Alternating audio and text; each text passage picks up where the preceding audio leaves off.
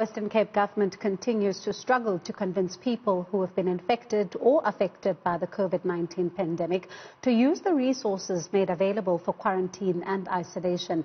Deputy Health Minister Dr. Joe Phaahla has expressed concern regarding the reluctance of people going into state quarantine and isolation facilities, mostly in the Cape. To find out what the Western Cape is doing to convince people to follow the advice, I'm now joined by the province's Health MEC, Nomafrench Mbombo. Thank you so much, MEC, for talking to us this afternoon. Why are people so reluctant to use your facilities? Thanks for having me. What we have seen is about that they come up with various reasons. And I think it is crucial also to take note that because of the testing strategy that has changed, and also because that the testing results also often come late in many cases. So it means that the people, even for those who have been willing to go to, if you get the results after a week or so, it means already it could be late to go for the quarantine and isolation, especially if you have been exposing various people in that aspect. And also, if now the people get results late, even for those who want to quarantine, you can't quarantine if you don't know whether you have been exposed to a positive test. So you need to understand that aspect. But in regards to the various reasons that they share, noting that in Cape Town now it's very cold, it's raining even now, and at the time, especially that it was in the level 3, where now the unbanning of the alcohol and the lesser restrictions, now people are reluctant to leave that environment of like freedom and then go to a place where they'll be all by themselves. Hence the questions about, will I be able to take my friend or my friends, can they come with, or my children can come with, or they can visit, can I be able to drink, and all of those. And then when we say no, you'll be there for a period of 14 days, and then find that there's a reluctance. So that's why in the hotspot areas, where you find that even if there is no longer a mass community screening and testing, but we do know that in those areas, like in the informal settlements, irrespective whether the person will have said that could be able to self-isolate or self-quarantine, the person will have a challenge, especially they'll be sharing like the same bathroom or the same toilet or communal tap. So that's why I've been keep hopping, going to these places. Firstly, to allay the fears, because people think that there will be an ambulance with men, women dressed up as if they're coming from the moon, and then take them to the hospital to be quarantined and isolated. That's why, together with the taxi industry, through the Department of Western Cape Transport, we bring what we call the Red Dot taxi, which is a quantum where people could be able to utilize it without necessarily creating a stigma which the people are afraid of.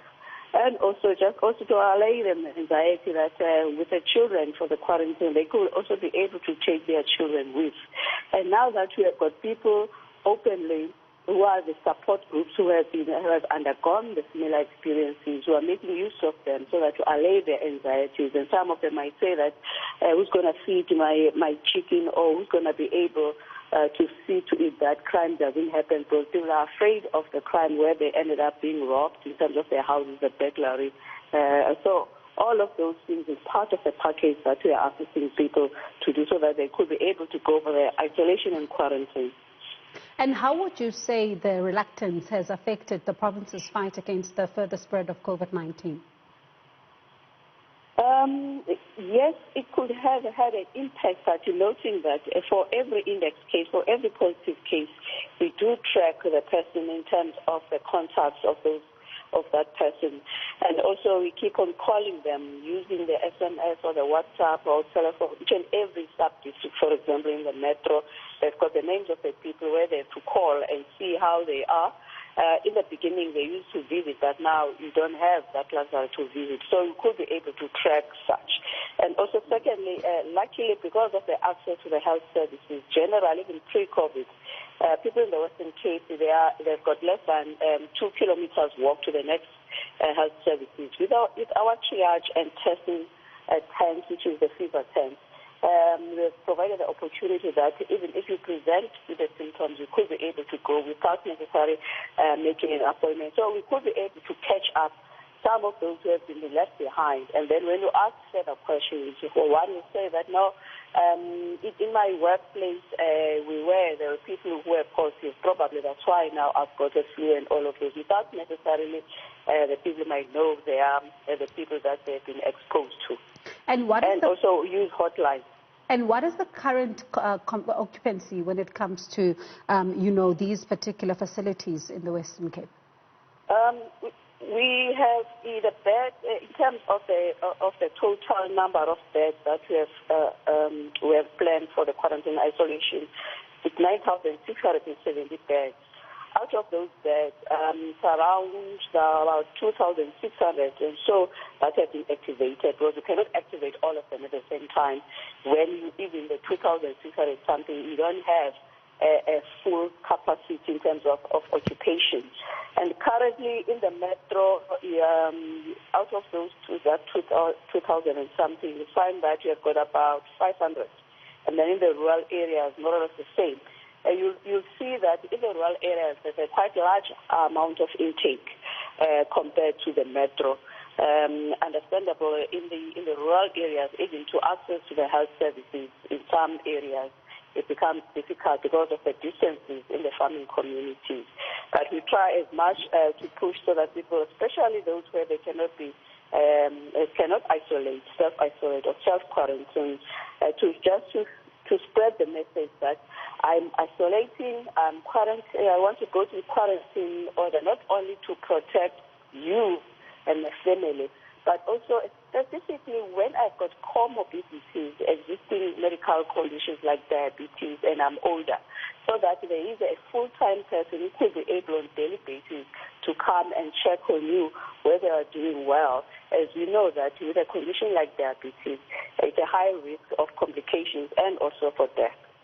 And could you then find yourself, from what you're saying now, and I mean looking at the fact that, some people, as you say, are still reluctant to use these facilities, are you concerned that the Western Cape might find itself back to the position of the epicenter of, the virus if such things continue and overtake Gauteng yet again?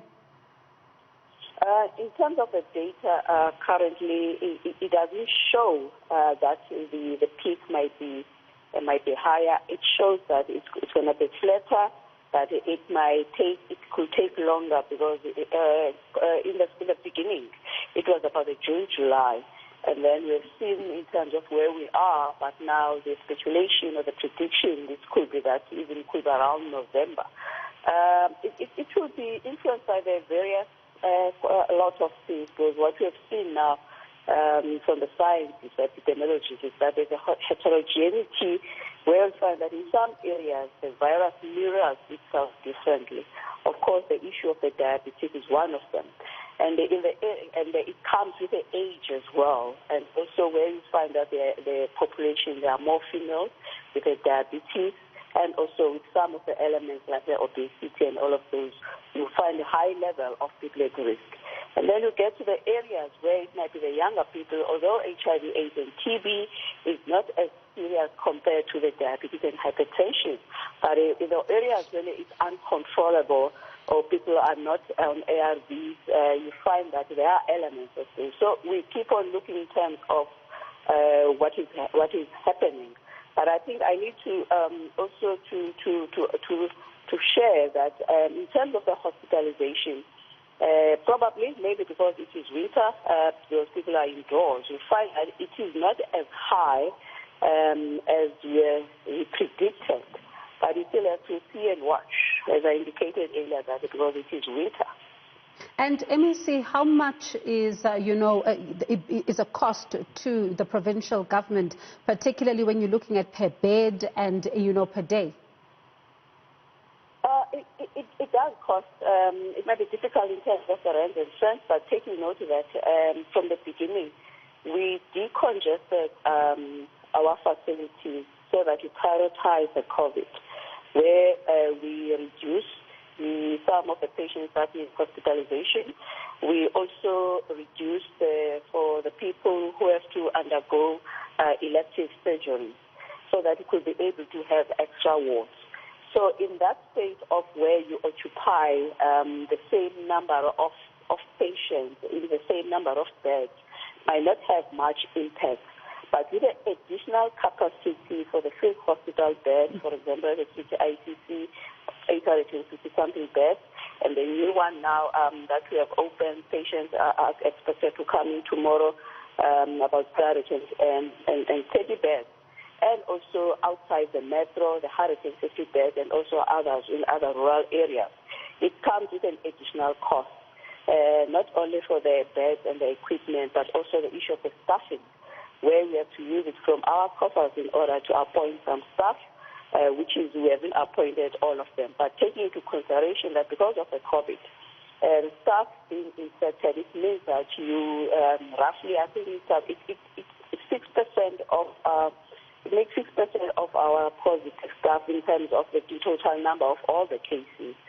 It means that you'll have staff that are absent in some of the wards, and therefore the utilization of those beds might not necessarily be the whole of the total utilization of the beds. Like in ICU, we might plan for 150 or 135.